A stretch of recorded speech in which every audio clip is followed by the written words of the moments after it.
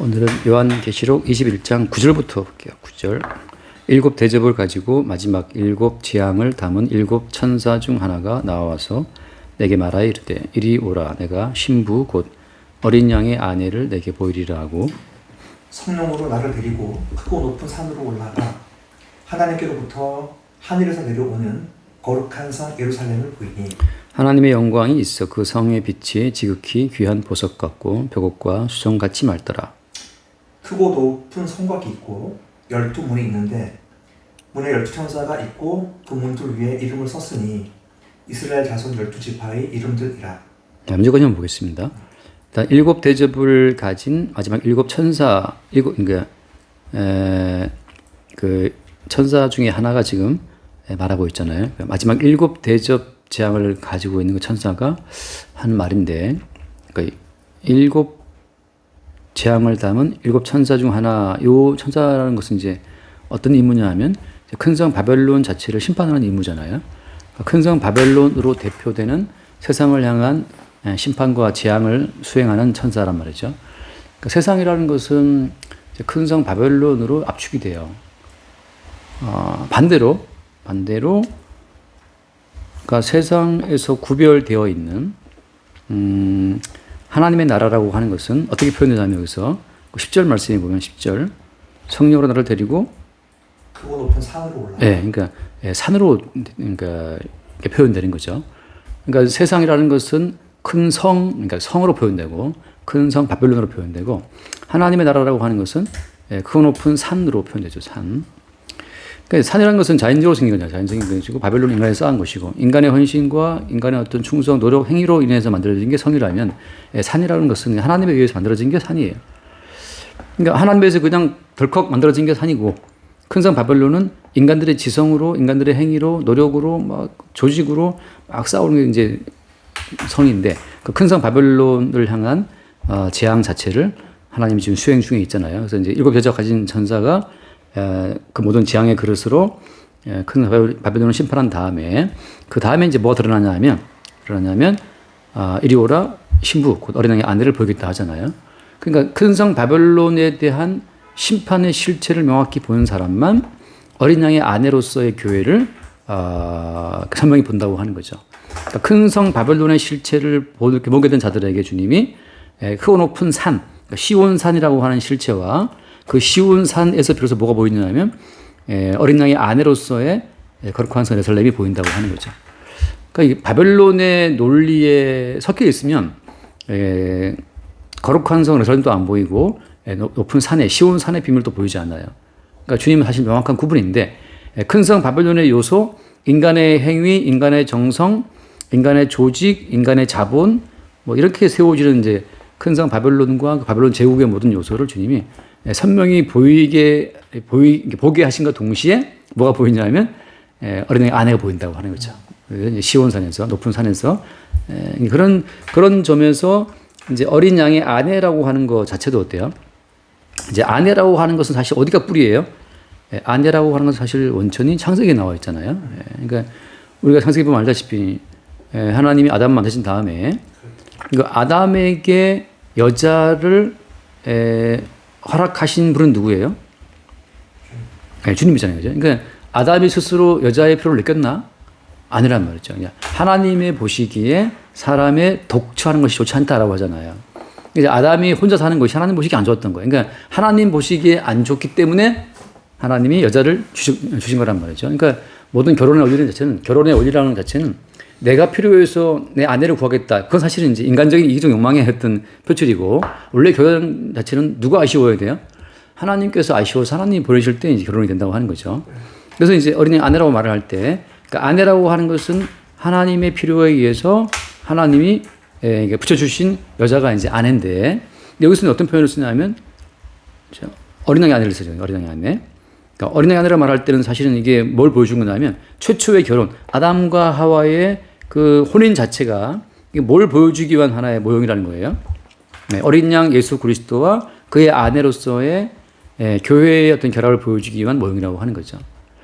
사실 이제 성도에게는 모든 게 다 모형적 삶이에요. 그러니까 실체 자체는 오직 뭐밖에 없어요. 실체라고 하는 것은 예수 그리스도와 그의 아내 되는 교회와의 관계밖에 없는 거죠. 그러니까 나머지 모든 것은 이제 하나의 모형적 사건이기 때문에 우리가 결혼 자체에 크게 목맬 필요가 없는 거죠. 그래서 이제 우리가 알다시피 지금은 어때요? 지금은 남편과 아내의 관계가 어떤 상태로 지금 깨져 있어요? 지금은 선악과를 먹은 다음이기 때문에 남편은 남편대로 절대적인 자아를 추구하잖아요. 그러니까 지금의 모든 결혼 생활 자체는 자기의 절대성을 위해서 배우자를 필요로 하는 결혼이란 말이지. 그래서 모든 결혼이 시끄럽고 모든 결혼에 문제가 많고 다 이혼 위기에 몰려 있는 거예요. 왜냐하면 각자가 다 선악과를 먹어서 하나님처럼 되기를 구하기 때문에 하나님처럼 되기를 원하는 내 삶에 누가 필요해? 배우자가 필요하다 보니까 배우자는 절대적인 나의 자아를 위한 하나의 부속품이 돼야 마땅하다는 거죠. 근데 이제 그게 이제 남성 중심화였으면 가능했는데 어떻게 지금 여권 신장을 통해서 지금 우리 여자들이 자기가 남편 필요 없다, 나만 있으면 된다라고 하는 것으로 남편 배우자가 필요 없고 나만 꼭 필요한데 절대적인 나의 존재성과 자아성을 위해서 필요하니까 남편을 요구하는 거란 말이죠. 원래 결혼이라는 것은 하나님 보시기에 좋지 않아서 하나님의 필요를 따라서 배우자를 붙인 건데 오늘날 모든 결혼은 어때요? 선악과를 먹고 난 이후 인간들이기 때문에 절대적인 자기의 존재성과 필요를 위해서 배우자를 구하는 상황이다 보니 그의 본이 어때요?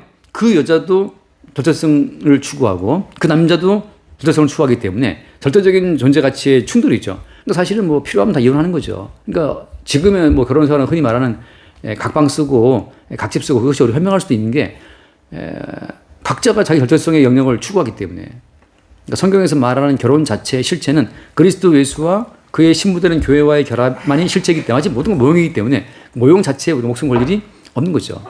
그래서 어리광연해 보이겠다라고 말씀하시면서 어디로 가냐면 성령으로 나를 데리고 그러니까 이 성령으로 나를 데리고 간다 할 때 말씀할 때 그러니까 성령으로 아니하고서는 그죠? 우리가 뭐라 해요? 그 바로 말한 것처럼 예수를 주로 그러니까 성령으로 않고서는 자기의 절대성 자체를 부인할 수가 없어요. 그래서 말하면 예수님을 주로 고백할 수가 없다는 거지. 그 말은 무슨 말인가 하면 이제 예수님을 주로 신하지 못하는 모든 사람들은 사실 자기를 위해서 예수님을 믿는 거란 말이에요.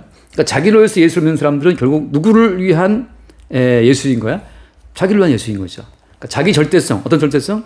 나는 이 땅에서 잘 살아야 할 뿐만 아니라 나는 생존해야 될 뿐 아니라 나는 어떻게 됐든 마지막에 구원돼야 된다는 거죠. 그러니까 자기 구원을 위해서 예수를 부르는 순간 그 자기 구원을 위해서 부르는 예수는 어떤 존재예요? 그냥 램프 속 지니 같은 존재라는 말이지.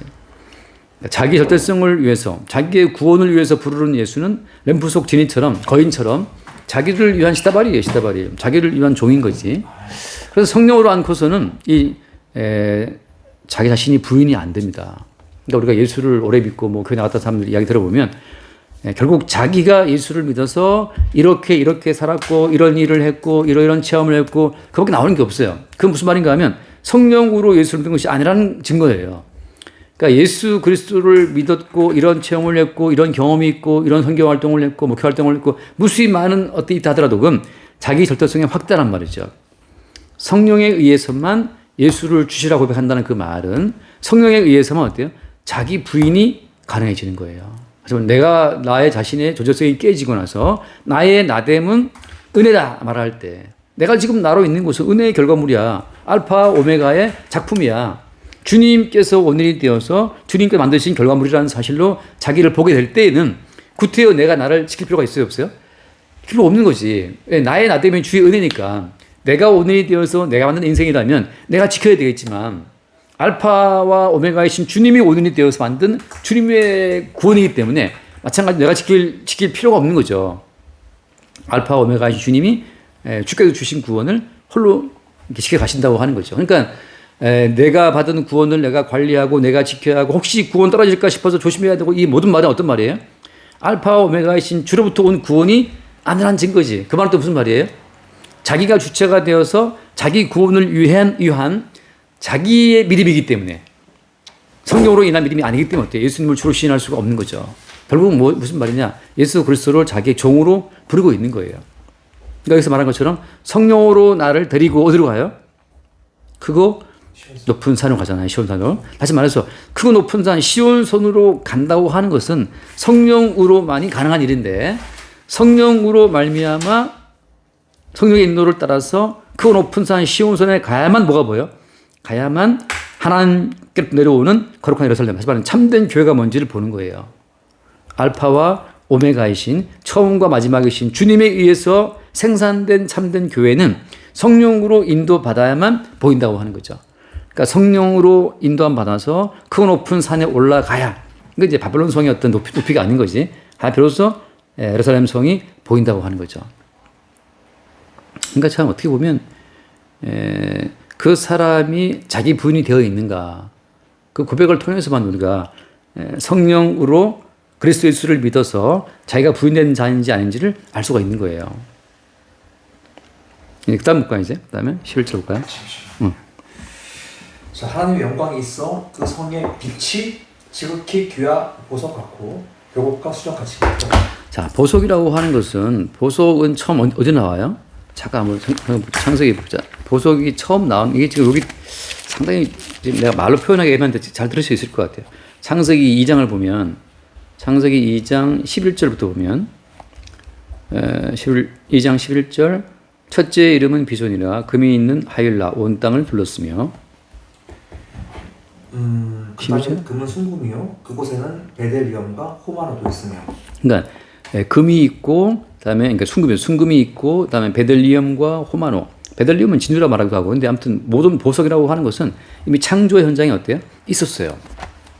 자, 무슨 말이냐면 이미 창조의 현장에 있었는데 그 모든 보석의 보석됨 자체가 선악과를 먹고 나서부터 어때요? 사라져 버리는 거라. 다시 말해서 원래 하나님이 창조하실 때 보석을 만들어 놓으신 그 목적은 뭐 때문이냐면, 보석이라고 하는 것 자체가 마지막에 세워질 그리스도 예수의 신부되는 교회를 가리키기 위한 모형으로 만드신 게 보석인데, 그 보석의 보석됨 자체가 어떻게 드러나느냐, 그게 이제 중요한 거죠. 우리가 알다시피 어떻게 보석은 어떻게 드러나요? 보석이라고 하는 것은 처음부터 금덩어리 있지 않잖아요, 그죠? 막 섞여 있다고, 이게 잡석 가운데 섞여 있단 말이죠. 그러니까 모든 보석이, 모든 진주와 호모나와 모든 보석이 다 어떤 잡석과 광물로 섞여 있는 가운데에서 어떤 과정을 거쳐야 돼요? 다 재련을 거치단 말이에요. 재련. 불 가운데 집어넣어서 불순물을 다 녹여내고 분류시키는 과정을 통해서, 불 속에 집어넣어 녹여내고 분류시키는 과정을 통해서 순전한 보석이 나온단 말이죠. 그러니까 이제 이 섞여 있는 그 잡석 말할 때 이제 선과 악의 지식에 오염되어 있는 모든 자기 백성들 가운데에서 그 선악적 요소를 다 녹여내고 분류해냄으로 말미암아서 창세전 그리스도 예수 안에서 택하신 주님의 뜻만 나타날 때, 그게 보석인 거죠. 근데 어때? 성도라고 하는 것은 이 세상 가운데서 만들어지는 건가요? 참 중요한 차이예요. 성도는 이 세상에서 만들어지는 자인가? 아니잖아요. 어떻게 알 수 있어요? 창세전에 이미 그리스도 예수 안에서 택하신 사람 말이죠. 그러니까 이미 창세전에 성도는 있었는데 문제는 뭐예요? 창세전에 그리스도 예수 안에서 택하신 성도가 있었는데, 자, 창세 이후의 세계에 인간의 투입됨으로 말미암아 어떻게 돼요? 이 땅에 성도가 보내짐으로 말미암아서 뭐가 섞입니까? 선과 악의 시세를 갖고 우리를 미혹하는 마귀의 세력이 섞여버려요. 그러니까 창세전 그리스도 예수 안에 속한 백성이 이 땅에 투입되는 순간 잃어버린 자가 되어버려요. 잃어버린 자가. 어디에 잃어버린 자가 돼요? 선악 지식의 세계에서 잃어버린 자가 된다는 거죠. 어떤 식으로? 선악 지식에 물들고 선악 지식의 잡석에 섞임으로 말미암아서. 자, 그래서 주님께서 이 땅에 오셔서 십자가를 지르는 과정을 통해서 그 십자가 자체를 주께서 어떤 식으로 표현하냐면 어떤 불세례처럼 표현하시는데, 한번 잠깐 읽어볼게요. 정확히 그거라고 말할 수는 없지만 예수님이 말씀하신 그 의도를 보게 되면, 누가복음 12장을 보면, 누가복음 12장 그 뒷부분에 49절 말씀, 49절. 내가 불을 땅에 던지러 왔느니 이 불은 이미 붙었으면 내가 무엇을 원하리요?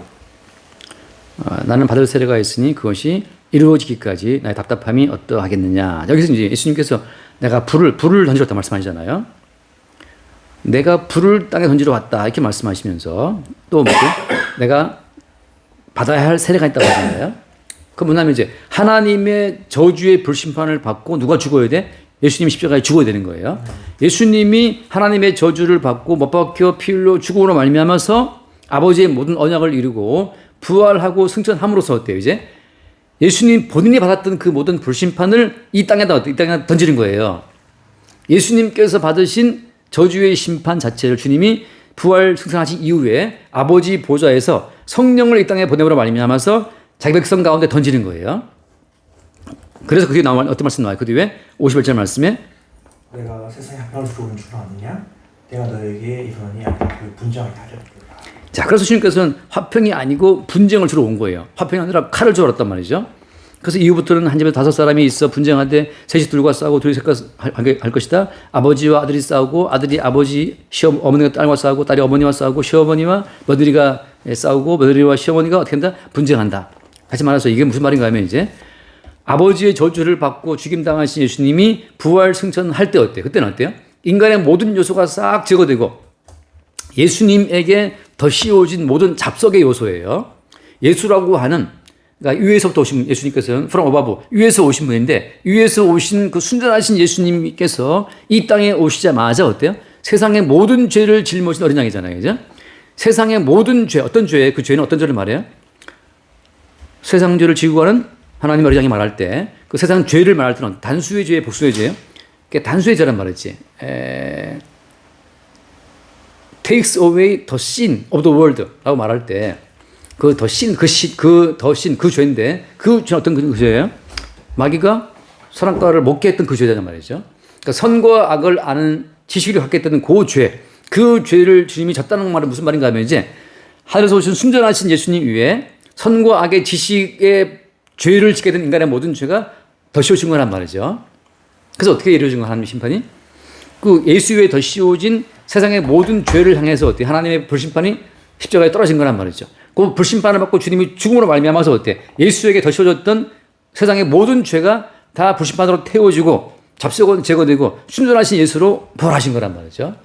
그러니까 순전하게 부활하신 예수님이 승천하신 이후에 아버지의 보좌로부터 성령을 받아서 다시 이 땅에 보내실 때에는 창세 전에 택하신 그리스도 예수 안에 택하심을 입은 자기 백성에게 더 씌워진 그 모든 잡석을 제거하는 용도로 불을 떨어뜨리시기 때문에 주님 떨어지시는 그 불심판 가운데서 어때요? 화평이 아니라 거미, 화평이 아니라 분쟁이 벌어진 거예요. 그러니까 인간들은 선악시를 가지고 우리 가족, 우리 식구, 우리 팀, 우리 편, 우리 정당, 우리 국힘, 우리 민주당, 뭐 개딸, 소딸 다 나온단 말이죠. 주께서 이미 이 땅에서 십자가의 저주를 받고 자기가 덮어섰던 그 모든 잡석의 죄를 다 털어내고 올라가심으로 말미암아 똑같은 경로로 자기 백성에게 더 씌워졌던 이 땅의 모든 사랑 논리를 다 불태우기 위해서 화평이 아니라 검을 보내신 거예요. 이거 얼마나 할렐루야. 이게 아버지랑 엄마랑 싸우면서 그러니까 그때 제거되는 거예요.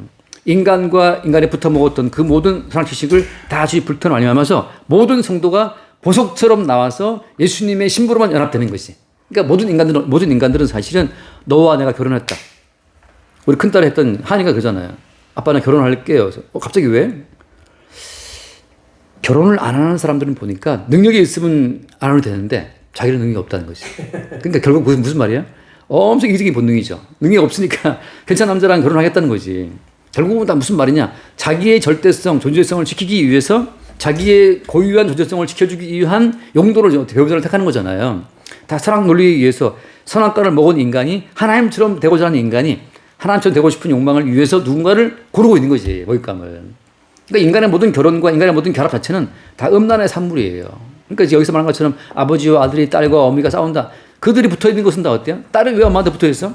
엄마한테 먹을 것이 있다고 싶으니까. 엄마는 왜 붙어 있는 거예요? 엄마도 자기 외로움과 모든 그 감정적인 그 연결고리이기 때문에 딸을 바라보는 것이고, 그렇게 섞여 있는 선악과를 먹음으로써 자기 절대성을 추구하는 인간의 모든 요소를 다 녹여버리는 그 불 세례를 주님이 이 땅에 보내시고자 하는 거예요.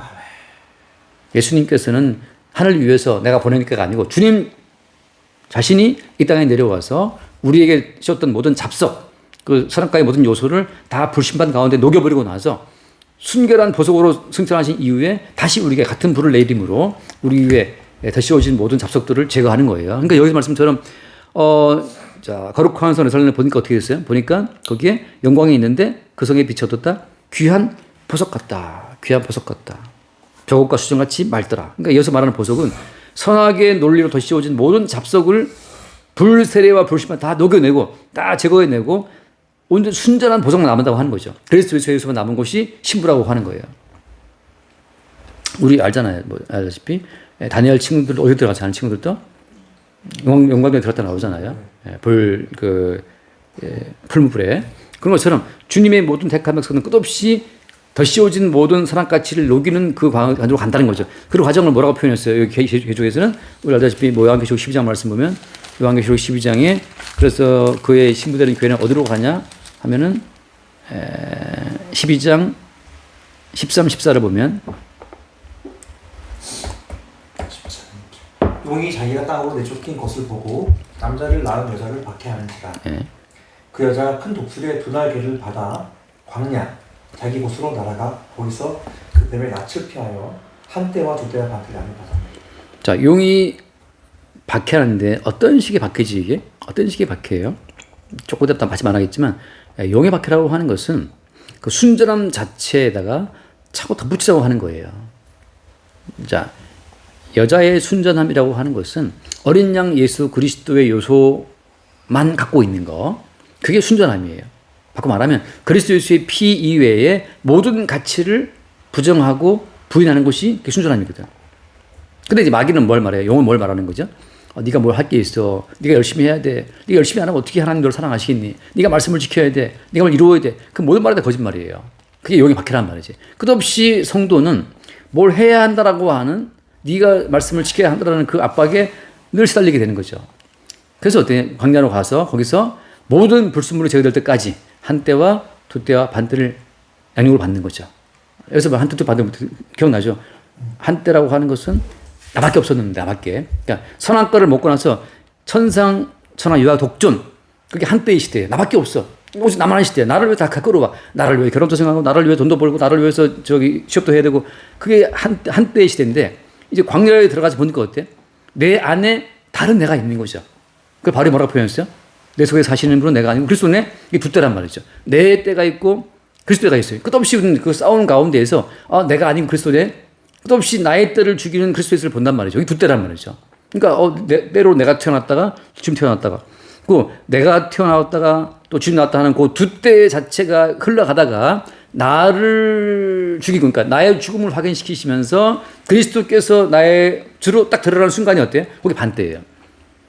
그러니까 우리는 나로 살다가 나를 위해서 먹고 나를 움직이고 나를 위해서 돈 벌고 막 하다가 어느 순간에 참, 그러니까 이론상은 알고 있지만 어느 순간 나의 나됨이 부인되고 그리스도가 나의 주님이 드러나는 그 순간 반때인데, 그렇게 끝없는 그 어떤 사건, 나만 있다가 그리스도 예수와 함께 있는 그때를 지나다가 마지막에는 그리스도께서 우리를 끌어가시는 그 정말 계시의 순간에 우리에게 낚아채서 독수리날개로 끌어올리시는 그 두 때, 그 반때 자체를 사는 길로 간다고 하는 거죠. 그래서 이제 돌아서 보게 되면 여기 말씀처럼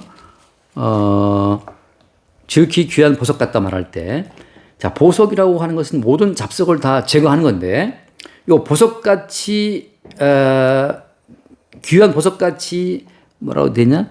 맑잖아요, 그죠? 맑다는 것을 어떻게 표현해요? 히브리서에서는 10장 10절에서는 그래서 그죠? 그리스도 예수의 피로 단번에 우리를 거룩했다는 거죠, 그죠? 단번에 그리고 영원히 우리를 거룩하고 온전하게 했다고 하잖아요. 그 그리스도 예수의 피로 인해서 단번에 영원히 온전하게 된 그 상태가 어때요? 그것이 귀한 보석으로 드러난 상태예요. 자, 바꿔 말하면 어때요? 여기서 말하는 보석이라는 것은 그리스도 예수의 피에 의해서만 모든 요소가 씻겨나가고 녹아나가는 거예요. 불 속에 집어넣으면 재련 과정을 거쳐가지고 불순물은 녹고 순수한 그 금속의 요소만 분리되는 것처럼 그리스도 예수의 피가 던져지는 과정을 통해서만 이 연단이 이루어진다고 하는 것이. 그러니까 모든 말씀 가운데서 그리스도 예수의 피가 던져지는 과정 가운데 인간의 모든 요소가 제거되고 용해되고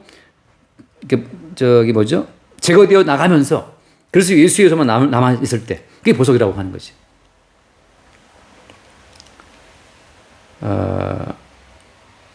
항상 나오는 그런 의문들이 있잖아요.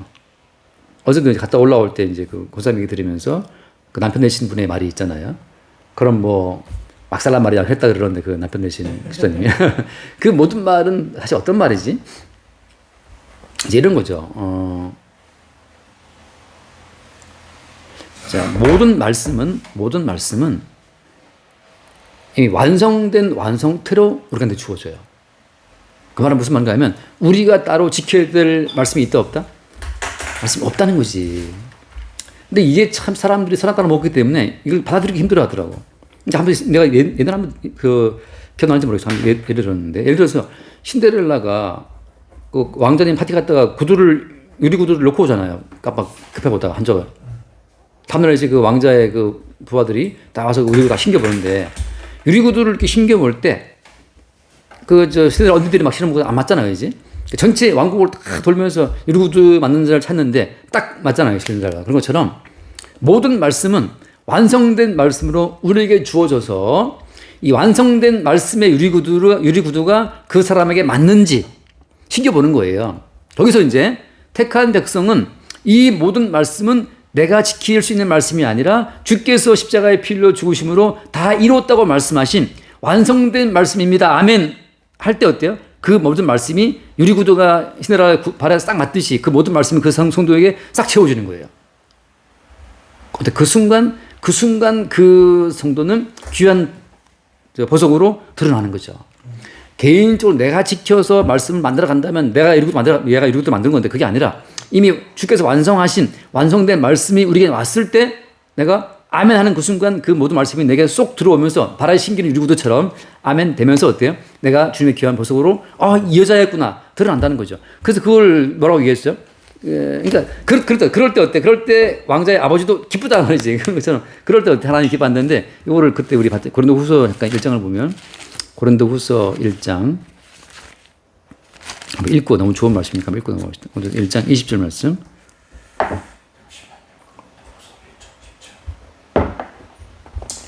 하나님의 약속은 얼마든지 그리스도 안에서 예받으니 그런즉 그로 말미암아 우리가 아멘하여 하나님께 영광 돌리리라. 하나님의 모든 말씀은 그분의 모든 약속은 그리스도께서만 아멘 예하시고 그리스도께서만 다 이루신 말씀이란 말이지. 그분이 이루어 놓으신 말씀이 우리가 올 때 아멘 맞아요. 다 주님께서 이루신 약속입니다. 우리가 아멘 할 때 어때요? 그때 그 모든 말씀이 우리에게 장착이 되면서 그 순간 하나님께 영광이 된다고 하는 거죠. 따로 우리가 말씀을 지켜서 영광이 아니라 그리스도께서 다 이루어 놓으시고 순종해 놓으시고 완성해 놓으신 그 모든 말씀이 맞다고 아멘 할 때 영광 되는 것처럼 그 순간 우리는 주님 앞에 귀한 보석으로 드러난다는 거지. 그러니까 우리가 알잖아요. 바리새인이 기도하고 세리가 기도할 때 바리새인 기도할 때 주님 나는 도적하지 않고 불의하지 않고 하나하지 않고 11조를 드리고 내가 구제하고 하면서 이제 비교하잖아요. 하면서 그 한 누더기 같은 자기를 내세우고 있는데 옆에 세리는 말하기를 가슴을 두드리면서 난 죄인입니다라고 할 때 내 속에는 아무 의도 없습니다. 내가 지킬 수 있는 말씀은 아무것도 없습니다. 그때 주께서 이루어오신 그 모든 말씀 그대로 세리에게 담길 때 주님께서 이루어오신 말씀이 맞다고 아멘 할 때 그 모든 주님 이루신 말씀이 기성품, 완성품으로 세리 안에 담길 때 그때 아멘 주 앞에 보석으로 드러난다고 하는 거죠. 여기서 말하는 이제 보석이라는 것 자체는 그리스도 예수께서 이루어오신 성취가 담김으로 어때요? 우리는 보석으로 드러난다고 하는 거죠. 그래서 앞에 한번 읽어볼게요. 거기서 21장 2절을 보면 21장 2절 2절이요. 21장 2절. 네. 또 내가 보매 거룩한 성 새 예루살렘이 하나님께로부터 하늘에서 내려오니 그 준비한 것이 신부가 남편을 위하여 단장하는 것 같아요. 그러니까 이 단장한 모든 것들은 단장의 모든 재료는 다 어디서 온 거예요? 전부 다 이것은 그리스도 예수께서 이루어 놓으신 것으로 오는 거란 말이지. 자, 우리가 잠깐 수련회 때 얘기했지만 에스더 왕비가 사실 포로민이잖아요. 포로로 끌려갔던 이스라엘 민족의 자손이 이제 에스더 왕비인데 그 아하수르 왕이 에스더를 발탁했잖아요. 그러면 그 에스더가 입고 있는 그 의복과 단장한 그 보석과 그가 먹고 마시는 그 모든 건 다 누가 준 거지? 다 그 아하수르의 왕이 준 거란 말이죠. 그러니까 아하수르의 왕이 준 모든 자원으로 에스더가 꾸미고 단장하고 나갔을 때 그때 어때요? 그때 왕이 너무나 사랑스러워서 나라의 절반 주겠다 하잖아요. 그 왜 절반이야 다 안 주고? 왜 절반이냐면 그 나라의 주인 자체는 여전히 그 왕의 것이니까. 따라서 성도가 이루는 모든 단장이라고 하는 것은 교회가 이루는 모든 단장 자체는 그것은 남편의 것으로 단장하는 거예요. 그래서 그리스도 예수의 것으로 꾸민다고 하는 거죠. 그래서 우리가 알다시피 아까 봤잖아요. 히브리서 말씀 가운데 히브리서 말씀 보면은 성도의 거룩은 어떻게 주어져요? 성도의 모든 거룩은 그리스도께서 자기 몸을 단번에 들이심으로써 그러니까 그리스도께서 단번에 들이신 그 십자가의 희생으로 우리는 영혼이 온전해지고 또 거룩하다 하잖아요. 그러니까 성도의 거룩함 자체는 성도 본인이 이룬 것이 아니라고 그리스도 예수의 단번에 들이신 희생으로 성도를 거룩해지는 거지 성도 개인이 노력해서 얻는 거룩이 아닌데 그건 다 더러운 거란 말이죠. 그러니까 신부의 단장 자체는 남편이 희생하신 희생의 결과물로 단장되는 거예요. 이 보석이라는 자체는 이제 어떻게 이루어지는 끝없이 창세전에 그리스도 예수 안에 택함을 입었던 백성에게 더 씌워진 모든 잡석들을 모든 잡다한 그 이론과 모든 가치들을 계속해서 어때 녹여내고 제거하고 씻겨버리는 것으로서만 드러난다고 하는 거죠. 그래서 이거를 바울은 또 뭐라고 표현했어요? 고린도후서 10장을 말씀 보면 고린도후서 10장을 보면 그 10장 4절을 볼까요?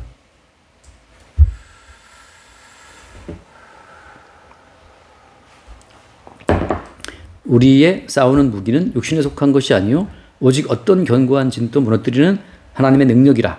네, 모든 이론을 무너뜨리며 하나님 아는 것을 대적하여 그것을 모든 것을 다 무너뜨리고 모든 생각을 사로잡아 그리스도에게 복종하는 그러니까 이게 지금 모든 이론, 모든 생각, 그다음에 높아진 모든 것들이 다 뭐냐 하면 왜 그리스도 예수의 것으로만 우리가 단장을 해야 되는데 나도 착한 게 있어 이 사람아 나도 사람 부분이 있어 우리가 착하게 살 수 있는데 양심이 있는데 왜 우리 건 다 쓸모없다 그래. 근데 뭘 말하는 거예요 바울은 지금?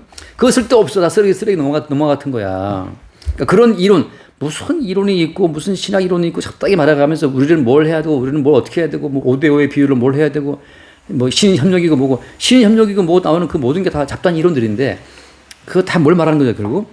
인간에게 너도 뭔가 단장하고 꾸밀 것이 있어 말하거든요. 근데 주님께서 뭘 말해 주님께서 네가 개인적으로 단장한 모든 단장은 다 쓰레기 넘어 같은 거야. 자, 근데 그래서 주님께서는 어때요? 세리와 강도와 죄인과 창기를 구원하시는 거예요. 그들이 꾸민 게 쥐뿔도 아무것도 없어. 오직 신랑의 옷으로만 입히는 거죠. 그래서 우리가 성경에 나오는 결혼 가운데 한 그 뭐 샘플이 있잖아요. 우리 호세아서 한번 읽어볼까요? 내가 볼 때 이제 결혼 중에 제일 불행한 결혼이 호세아인데 왜 하필 결혼을 안 하고 싶었는데 주님이 결혼을 시켜가지고 고생하게 하냐 말이죠. 이것도 참 주님께서 결국은 주님의 사랑을 보여주기 위한 모형으로 지금 하겠기 때문에 그냥 끌려가는 거예요. 그러니까 성도가 결혼한다면 성도는 자기 의지가 아니고 주님이 하게 하시는 경우는 엮이는 거예요. 그냥 다 코 끼는 건데 호세아 1장 2절 말씀 보면 여호와께서 처음 호세아에게 말씀하실 때 호세아에게 이르시되 너는 가서 음란한 여자를 맞이하여 음란한 자식을 낳으라. 이 나라가 여호와를 떠나 크게 음란합니다. 이게 말 이상하거든요. 왜 하필 음란한 여자를 결혼하라고 그러지? 이게 이상한데 나중에 뭐로 드러나요? 자, 음란한 여자는 본인이 뭘 한 건 다 오직 다 음란이야. 다시 말해서 아까 바울이 말한 것처럼 모든 이론, 모든 생각이 다 음란이에요. 왜 음란이냐면 자기만 생각하니까 인간이. 나는 구원받고 난 천국 가야 돼. 나가 은혜 받은 거 맞죠? 내가 받은 은혜는 확실한 겁니다. 다 음란한 거라고. 결국 근데 여자에서 애를 낳았잖아요. 그죠? 고매를 맞이해서. 애를 낳았는데 어떻게 여자가 또 도망가 버려요. 애 낳은 다음에. 3장 1절 말씀 보면은 여호와께서 내게 이르시되 이스라엘 자손의 다른 신을 섬기고 건포도 과자를 즐기지라도 여호와가 그들을 사랑하나니 너는 또 가서 타인의 사랑을 받아 음녀가 된 그 여자를 사랑하시리라. 이게 얼마나 모순적인 말이지? 이스라엘 자손들이 다른 신을 섬기고 우상의 제물을 먹는데 여호와가 그들을 사랑하나니 이게 무슨 말도 안 되는 소리예요. 그들이 지금 범죄하고 있는데 사랑한대요. 자, 다시 말해서 주께서 사랑하시는 그 모든 사랑은 더 씌워진 그 모든 가치 때문에 바뀌지 않아요. 이 창세전에 그래서 예수 안에서 택하신 백성을 향한 사랑이라고 하는 것은 그들의 우상 숭배가 더 씌워져 있고 타인들을 향한 사랑이 더 씌워져 하더라도 주님은 사랑한단 말이죠. 결국은 그 모든 잡석을 녹여내고 결국은 순결한 신부로 주님이 인도했다는 사실을 보여주고 있는 거죠. 그래서 그 여자를 사랑하라 하는 거죠. 그 음녀된 여자를. 도망간 여자도 사랑하라는 거지. 그래서 2절 말씀 보면 내가 은 15개와 보리 한 호멜 반으로 나를 위하여 그를 사고 그에게 이르기를 너는 많은 날 동안 나와 함께 지내고 음행하지 말고 다른 남자는 맞지 말라 했단 말이죠. 자, 그런 것처럼 또 사와 돈을 지불하고 자, 이거 뭘 말하냐면 결국은 하나님 보시기에 우리들은 어떤 이론을 내세우고 뭔 생각을 한다 하더라도 결국은 이미 선악과를 먹은 인간이기 때문에 자기밖에 몰라요. 그래서 결국은 어때요? 우리에게 있는 모든 요소는 자기밖에 모르는 음란한 것밖에 없다는 사실을 알게 하는 것이 바로 뭐냐? 그리스도 예수의 피의 가치, 십자가만 증거하는 거고, 그 십자가의 가치 앞에서 아멘 맞습니다. 나는 타고나기를 죄인으로 타고났기 때문에 또 내가 타고나기 저 사악을 먹었기 때문에 내가 하는 모든 짓은 다 나 중심이라는 사실을 고백할 때 어때요? 그때 100%뭘 수용할 수 있는 거야? 그리스도 예수의 피의 가치만을 수용하게 되는데 그 나의 모든 것은 다 음란이고 다 이기적 욕망하는 사실을 인정하면서 100% 예수로서의 피의 가치만을 인정하는 그 순간이 그리스도 예수로 단장하는 순간이고 그 순간이 보석으로 드러나는 순간이라는 거죠. 그러니까 그 순간 성도들은 예수님의 피 외에는 다른 거를 말할 수 없어요. 내가 한 건 다 죄밖에 없는데. 그러니까 이처럼 우리가 내가 방언을 합니다. 내가 병을 낫게 했습니다 하잖아요. 근데 어때? 그 방언을 한다는 자체를 바로 어떻게? 바로 방언하는 나로 규정 지으면서 그 방언하는 자기가 몸가치를 올린단 말이죠. 그게 음란이란 말이죠. 내가 병고침을 했습니다. 그 병고침 자체 갖고 또 나 자신을 또 내 가치를 브랜드로 올리는 것도 쓴단 말이죠. 그게 음란하다는 거지. 다시 말해서 병고침 받은 은사를 가진 사람들이 또 음녀가 돼버려요. 호세아 부인처럼. 그러면 아니 내게 벌어진 것은 어떻게 된 겁니까? 그건 어때? 베드로와 요한을 통해서 안심을 낳게 한 것처럼 그건 주님이 하신 게 맞죠. 그러니까 주님이 하신 것이 맞는데 왜 네가 한 걸 끌어들어오느냐? 그게 이론이에요. 그게 선악의 지식이고. 그러니까 우리는 한 번 숨 쉬는 것도 어때? 다 주님이 십자가의 피로 죽으신 은총으로 숨 쉬는 건데 내가 숨 잘 쉬었다라고 해서 나의 삶의 원인을 내게 둘 때 그게 음란이라는 말이죠. 음란. 우리가 숨 못 쉬면 무슨 우리가 병자를 고치고 무슨 방언을 해요. 그러니까 우리는 정말 뭐 숨만 쉬면 거짓말인데 숨만 쉬면 다 자기를 위해 끌어 들어온단 말이죠. 그 모든 요소를 녹여내고 불태워버리고 그거를 씻어내고 끝없이 이렇게 하는 것이 그 자체가 어때요? 그게 지금 보석을 만들어내는 과정이죠. 그러니까 원래 있던 보석을 주님이 보석으로 드러내는 거죠. 자, 한번 얼른 읽어볼게요. 뭐 여러 번 봤지만 디모데 전서 1장을 보면 디모데전서 1장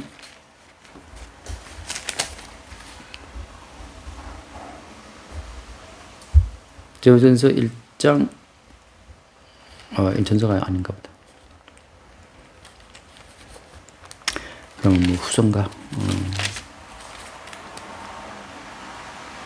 네, 후서 1장. 후서 1장 9절. 네, 네, 1장 9절. 디모데 후서 1장 9절. 하나님이 우리를 구원하사 거룩한 성령으로 부르심은 우리의 행위대로 하심이 아니요 오직 자기의 뜻과 영원 전부터 그리스도 예수 안에서 우리에게 주신 은혜로 하십니다. 그러니까 우리의 행위대로 뭘 되는 게 아무것도 없어요. 그냥 어때? 그냥 일방적인 주님의 뜻, 일방적으로 영원 전부터 그리스도 예수 안에서 우리에게 주신 은혜대로 이게 말이 된단 말이지. 영원 전부터 뭘 은혜를 줬어 우리한테? 어떤 거예요? 그냥 영원 전부터 보석을 만들어놨어요. 아까 봤죠, 그죠? 선악과 먹기 전부터 어때? 이미 에덴에 나오는 그 강 가운데 정금이 있었고 호마노가 있었고 있었던 것처럼 이미 있던 보석이었단 말이에요. 다시 말하면 창세전에 이미 주의 은혜가 있었단 말이죠. 이게 말도 안 되는 것이 우리 인간이 볼 때는 이미 창세전 그리스도 예수 안에서 우리의 존재와 행함이 이게 전부터 이미 은혜는 있었고 그 순전한 보석이 이 땅에 오게 되면 어때요? 그냥 마귀가 달라붙어서 그냥 막 더 씌워나 그냥 잡죠. 그 모든 것을 어때? 주님이 이제 이 땅을 지나가는 과정 십자가의 불사를 통해서 계속해서 그거를 씻어내고 녹여내고 제거해내면서 마침내 순전한 금으로 드러나게 하는데 그 순전한 금이 나와보니까 어때? 야, 이것은 창세 전부터 주님께서 일방적인 주의 뜻으로 말미암아서 다 준비해 두신 은혜에 따른 사실을 보는 거죠. 그러니까 이 방금 말한 것처럼 그러니까 이 창세 전부터 있었던 그 모든 은혜의 결정체만을 바울이 뭐라고 고백해? 바울이 했던 고백이 알다시피 고린도전서 15장 10절인가요? 10절.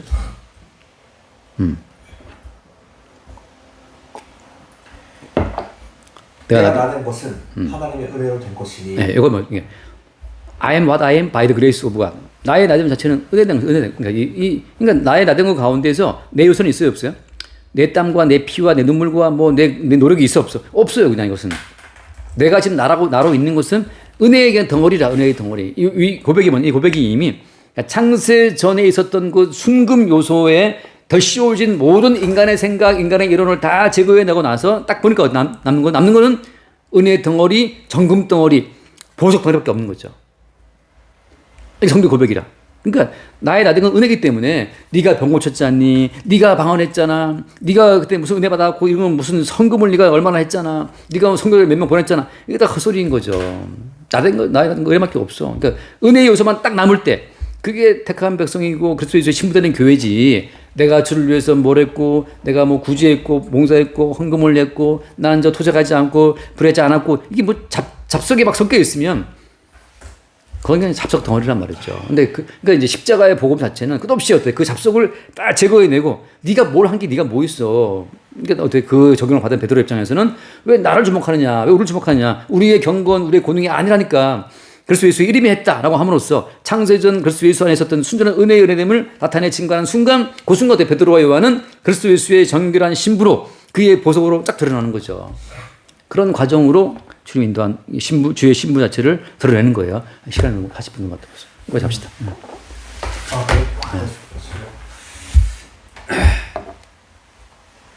주님 감사합니다. 주의 백성 즉 거룩하신 주의 순결한 신부들이 자신의 노력과 자신의 의지와 자신의 어떠한 단장으로 만들어지는 것이 아니라 이미 신라께서 준비하신 창세전 준비하신 모든 것을 그대로 그냥 받고 정결한 신부로 태어남을 주님 보게 됩니다. 아멘. 주님 날마다 이 땅에서의 자기 자신을 개발하도록 하는 이 거짓된 복음이 가려지고 오직 주 예수 그리스도의 십자가 복음만이 들릴 수 있는 은혜와 믿음을 허락하여 주시옵소서. 아멘. 예수님의 이름으로 기도합니다.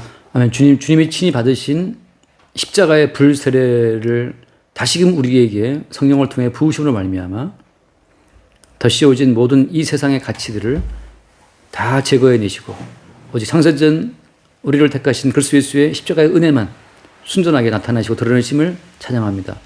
매 순간마다 십자가의 불사례로 우리의 불순물들을 제거하시고 주님이 친히 이루어 놓으신 주님의 사랑과 은혜만 나타나게 하여 주옵소서. 우리 주 예수 이름으로 기도드립니다. 아멘.